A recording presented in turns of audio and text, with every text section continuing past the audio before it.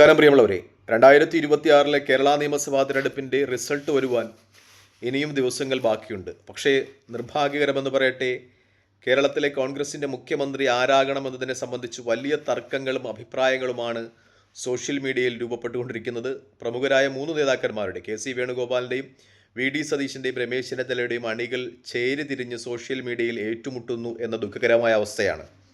കാരണം കോൺഗ്രസിനെ സ്നേഹിക്കുന്ന, കോൺഗ്രസ് നിലനിൽക്കേണ്ടത് ഈ രാജ്യത്തിൻ്റെ ആവശ്യകതയാണ് എന്ന് വിശ്വസിക്കുന്ന ആളുകൾക്ക് ഇത്തരം കാര്യങ്ങൾ കാണുമ്പോൾ വിഷമമുണ്ടാകുന്നു എന്നതും യാഥാർത്ഥ്യമാണ്. കോൺഗ്രസിനെ സംബന്ധിച്ച് അതെപ്പോഴൊക്കെ ഗ്രൂപ്പ് പോരാട്ടത്തിൻ്റെ ആധിക്യത്തിലേക്ക് കടന്നുപോയിട്ടുണ്ടോ അപ്പോഴൊക്കെ വലിയ തിരിച്ചടികളാണ് ഉണ്ടായിട്ടുള്ളത് എന്നത് യാഥാർത്ഥ്യമാണ്. നമ്മൾ കോൺഗ്രസിൻ്റെ ഒരു പ്രകടനം വിലയിരുത്തുകയാണെങ്കിൽ 2001 ഈ അടുത്ത സമയത്ത് കോൺഗ്രസ് ഏറ്റവും കൂടുതൽ സീറ്റുകൾ നേടി അധികാരത്തിൽ വന്നിട്ടുള്ളത്. UDF 100 സീറ്റുകൾ ഉണ്ടായിരുന്നു, കോൺഗ്രസ്സിന് ഒറ്റയ്ക്ക് 62 സീറ്റുകൾ ഉണ്ടായിരുന്നു. ആ സമയത്താണ് കോൺഗ്രസ് ഏറ്റവും വലിയ ഗ്രൂപ്പ് പോരാട്ടങ്ങൾക്ക് സാക്ഷിയായത്. AK ആൻ്റണി മുഖ്യമന്ത്രിയായിരുന്ന ആ സമയത്താണ് K മുരളീധരൻ്റെ നേതൃത്വത്തിൽ കോൺഗ്രസ് പിളർന്ന് പുതിയൊരു പാർട്ടി ഉണ്ടാകുന്നത്. പിന്നീട് ആ പാർട്ടി കുറച്ച് നാളുകൾക്ക് ശേഷം കോൺഗ്രസിലേക്ക് തിരിച്ച് വരുന്നത്. വിഖ്യാതമായ മുണ്ടുരിയൽ, അതായത് ശരത്ചന്ദ്ര പ്രസാദിൻ്റെയും പിന്നെ ഇപ്പോൾ കാസർഗോഡ് MP ആയിരിക്കുന്ന ഉണ്ണിത്താൻ്റെയും ഒക്കെ മുണ്ടുരിയൽ ഗ്രൂപ്പ് പോരാട്ടങ്ങളുടെയൊക്കെ ഭാഗമായി നടന്നതുമൊക്കെ ആ സമയത്താണ്. അതിനുശേഷം കോൺഗ്രസിൻ്റെ ഒരു ഇലക്ഷൻ പ്രകടനം എടുത്തു നോക്കിയാൽ കോൺഗ്രസ് മോശമായൊരവസ്ഥയിലേക്കാണ് കടന്നുപോയത് എന്നത് യാഥാർത്ഥ്യമാണ്. അതായത് ആ സമയത്തുണ്ടായ ഗ്രൂപ്പ് പോരാട്ടങ്ങൾ കോൺഗ്രസിൻ്റെ പിൽക്കാലത്ത് ഉള്ള എല്ലാ തിരിച്ചടികൾക്കും കാരണമായി നിലനിൽക്കുന്നു. കാരണം ആളുകൾക്ക് മടുത്തു ആ ഗ്രൂപ്പിസം കൊണ്ട് എന്നത് യാഥാർത്ഥ്യമാണ്. അത് ഉൾക്കൊള്ളുവാൻ കോൺഗ്രസ് തയ്യാറായിട്ടില്ലെങ്കിൽ കോൺഗ്രസ്സിന് ഒരവസരം എന്ന രീതിയിലാണ് ഒരുപക്ഷെ 2026 ജനങ്ങൾ ഒരു അവസരം കൊടുക്കുന്നത്. ഒരുപക്ഷെ ഇത് അവസാന അവസരമായിരിക്കും.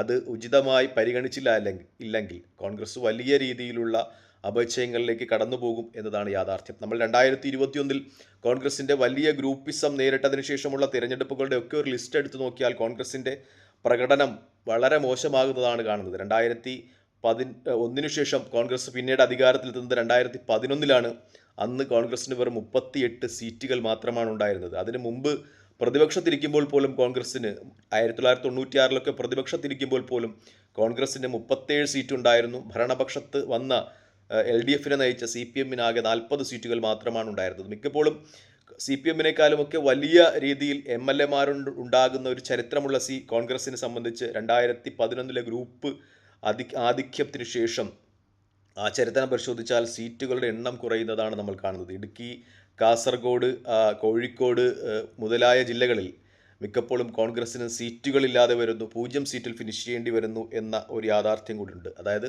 ഗ്രൂപ്പിസം അതിൻ്റെ ആധിക്യം കാണിച്ചിട്ടുണ്ടോ അപ്പോഴൊക്കെയും കോൺഗ്രസ് വലിയ തിരിച്ചടി നേരിട്ടിട്ടുണ്ട് എന്ന ഒരു യാഥാർത്ഥ്യം അതുൾക്കൊണ്ട് കോൺഗ്രസിൻ്റെ നേതാക്കന്മാർ മുന്നോട്ട് പോയിട്ടില്ല എങ്കിൽ ഒരുപക്ഷെ കോൺഗ്രസിനെ സംബന്ധിച്ച് ഉത്തരേന്ത്യയുടെ അവസ്ഥ ഉപ്പുവെച്ച കലം പോലെ ആകും എന്ന ഒരു യാഥാർത്ഥ്യം ഉൾക്കൊള്ളേണ്ടിയിരിക്കുന്നു എന്നതാണ് ഏറ്റവും പരമപ്രധാനമായ ഒരു യാഥാർത്ഥ്യം. പ്രത്യേകിച്ചും 2026 കേരള നിയമസഭാ തെരഞ്ഞെടുപ്പിനെ കുറിച്ചുള്ള വിശകലനങ്ങൾ വരുമ്പോൾ വളരെ വലിയ രീതിയിലുള്ള ഒരു വിരുദ്ധ വികാരം അല്ലെങ്കിൽ ഗവൺമെൻറ് വിരുദ്ധ വികാരമില്ല എന്നത് യാഥാർത്ഥ്യമാണ്. ഒരുപക്ഷെ കോൺഗ്രസിൻ്റെ ഗ്രൂപ്പിസം ജനങ്ങൾ ഭയപ്പെടുന്നുണ്ടാകാം.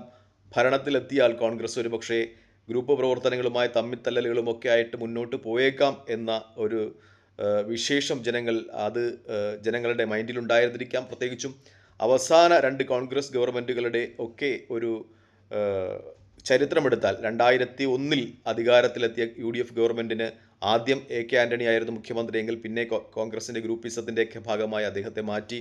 പിന്നീട് ഉമ്മൻചാണ്ടി വന്നു. അതിനു മുമ്പ് 91 അധികാരത്തിലിരിക്കുമ്പോൾ ആദ്യം K കരുണാകരനാണ് അധികാരത്തിലിരിക്കുന്നതെങ്കിൽ പിന്നീട് കോൺഗ്രസിൽ ഗ്രൂപ്പിസവും ഒക്കെ അധികരിച്ചു. പിന്നീട് AK ആൻ്റണി മുഖ്യമന്ത്രിയാകുന്നു. അങ്ങനെ 5 വർഷം പോലും മുഖ്യമന്ത്രിമാരെ പോലും കണ്ടിന്യൂ ചെയ്യിക്കാൻ പറ്റാത്തൊരു സ്ഥിതിവിശേഷം കോൺഗ്രസ് ഉണ്ടായിട്ടുണ്ട് എന്നത് നമ്മൾ വസ്തുതകൾ വിലയിരുത്തി ചർച്ച ചെയ്യേണ്ടതാണ്. അതായത് കോൺഗ്രസ് ഗ്രൂപ്പിസത്തിൻ്റെ അതിപ്രസരത്തിൽ നിന്ന് മുക്തമാകേണ്ടിയിരിക്കുന്നു എന്ന് തന്നെയാണ് എനിക്ക് പറയാനുള്ളത്. മറ്റൊരു കാര്യം, CPM ഗ്രൂപ്പിസവും ഒക്കെ ഉണ്ട്, പക്ഷേ അത് ചർച്ചയാകുന്നില്ല എന്നാണ്. പ്രത്യേകിച്ചും നമ്മൾ നേരത്തെ ഒക്കെ ചർച്ച ചെയ്തതുപോലെ ഗ്രൂപ്പിസത്തിൻ്റെ ഭാഗമായി പാർട്ടിയുടെ ഏറ്റവും വലിയ ആചാര്യനായ പി കൃഷ്ണപിള്ളയുടെ സ്മാരകം CPM-ന്റെ പ്രവർത്തകർ തകർത്തിട്ടുണ്ട്.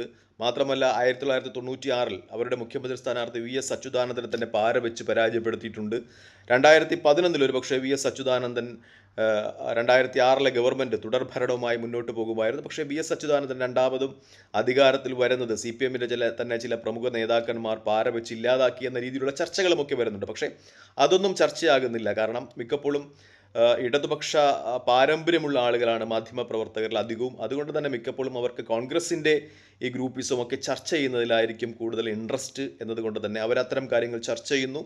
പൊതുജന മധ്യത്തേക്ക് കോൺഗ്രസിൻ്റെ ഗ്രൂപ്പിസം ചർച്ചയാകുന്നത് കൊണ്ട് തന്നെ കോൺഗ്രസിന് തിരിച്ചടിയാകുവാനുള്ള സാധ്യതയുണ്ട് എന്ന ഒരു വിലയിരുത്തൽ കോൺഗ്രസ് നേതാക്കന്മാരും ഒപ്പം അണികളുമൊക്കെ ചെയ്യേണ്ടതുണ്ട്. അത്തരം പ്രവർത്തനങ്ങളുമായി മുന്നോട്ട് പോകേണ്ടുന്നത് ആ പ്രസ്ഥാനത്തിൻ്റെ നിലനിൽപ്പിനെ സഹായിക്കും എന്ന് തന്നെയാണ് എനിക്ക് പറയാനുള്ളത്. ഇപ്പോൾ കോൺഗ്രസിൻ്റെ മുഖ്യമന്ത്രി സ്ഥാനത്തേക്കുള്ള 3 നേതാക്കന്മാരും അതിന് പരിഗണിക്കപ്പെടാവുന്ന ആളുകളാണ്. പ്രത്യേകിച്ചും VD സതീശനൊക്കെ ആണെങ്കിൽ അദ്ദേഹം വളരെ കൃത്യമായി തന്നെ എലക്ഷൻ മാനേജ്മെൻറ്റ് കൈകാര്യം ചെയ്യുന്ന ആളാണ്.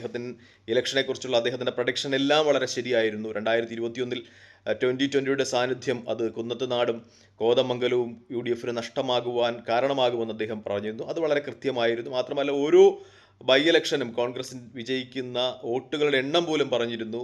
കഴിഞ്ഞ തദ്ദേശ സ്വയംഭരണ തെരഞ്ഞെടുപ്പുകളിൽ അദ്ദേഹം 4 കോർപ്പറേഷൻ പിടിക്കുമെന്ന് പറഞ്ഞു. ഇതെല്ലാം വളരെ കറക്റ്റായിട്ട് പ്രൊഡിക്റ്റ് ചെയ്യാനുള്ള കഴിവ് അദ്ദേഹത്തിനുണ്ട്.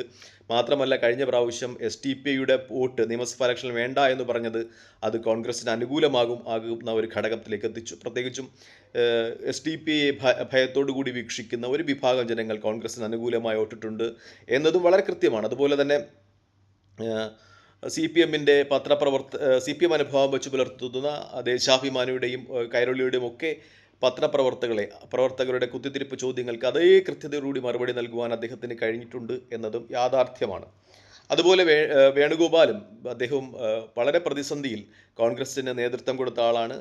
ഗാന്ധി കുടുംബത്തിനോട് ഒപ്പം നല്ല കാലത്തുണ്ടായിരുന്ന ഒരുപാട് ആളുകൾ പാർട്ടി ഉപേക്ഷിച്ച് പോയപ്പോഴും നെഹ്റു കുടുംബത്തോട് വിധേയത്വം പുലർത്തി അവരോടൊപ്പം നിന്ന ആളാണ് KC വേണുഗോപാൽ. അതുപോലെ രമേശ് ചെന്നിത്തലയാണെങ്കിൽ അദ്ദേഹം കഴിഞ്ഞ ആദ്യത്തെ പിണറായി ഗവൺമെൻറ്റിൻ്റെ കാലത്തുണ്ടായിരുന്ന ഒരുപാട് അഴിമതികൾ പുറത്തു കൊണ്ടുവന്ന ആളാണ്. അദ്ദേഹം കൊണ്ടുവന്ന അത്തരം ആരോപണങ്ങളുടെ പേരിൽ 5-ൽ പരം മന്ത്രിമാർക്ക് രാജിവെക്കേണ്ടി വന്നു. ഈ 3 പേരും വിവിധ ഘട്ടങ്ങളിൽ അല്ലെങ്കിൽ വിവിധ തലങ്ങളിൽ നേതൃഗുണമുള്ള ആളുകളാണ് എന്നൊരു യാഥാർത്ഥ്യമുണ്ട്. കോൺഗ്രസ് ഒരു ജനാധിപത്യ പാർട്ടിയാണ്. പക്ഷേ എല്ലാവർക്കും അഭിപ്രായങ്ങൾ പറയുവാനുള്ള അവസരവും സ്വാതന്ത്ര്യവുമുണ്ട്. പക്ഷേ അതിര് കടക്കുമ്പോൾ ഇവിടെ ജനങ്ങൾ നോക്കിയിരിക്കുന്നു എന്നൊരു യാഥാർത്ഥ്യം ഉൾക്കൊള്ളേണ്ടതുണ്ട് എന്നാണ് യാഥാർത്ഥ്യം. പ്രത്യേകിച്ചും 10 വർഷങ്ങൾക്ക് ശേഷം ഒരുപക്ഷെ അധികാരത്തിലേക്ക് തിരിച്ചെത്തുമ്പോൾ വളരെ പക്വതയോടുകൂടി തന്നെ ജനങ്ങളും അണികളും നേതാക്കന്മാരും പെരുമാറേണ്ടതുണ്ട് എന്ന ഒരു യാഥാർത്ഥ്യം ഉൾക്കൊള്ളുവാൻ ഒരു ജനാധിപത്യ പാർട്ടി എന്ന രീതിയിൽ കോൺഗ്രസിന് കഴിയട്ടെ എന്ന പ്രാർത്ഥനയോട് തൽക്കാലം വീഡിയോയുമായി ഇവിടെ വാങ്ങുന്നു. ഈ വീഡിയോ ഇഷ്ടപ്പെട്ടുണ്ടെങ്കിൽ ലൈക്ക് ചെയ്യുക, ഷെയർ ചെയ്യുക, കമൻറ്റ് ചെയ്യുക. മറ്റൊരു വീഡിയോയുമായി കാണുന്നവരെ ജയ് ഹിന്ദ്.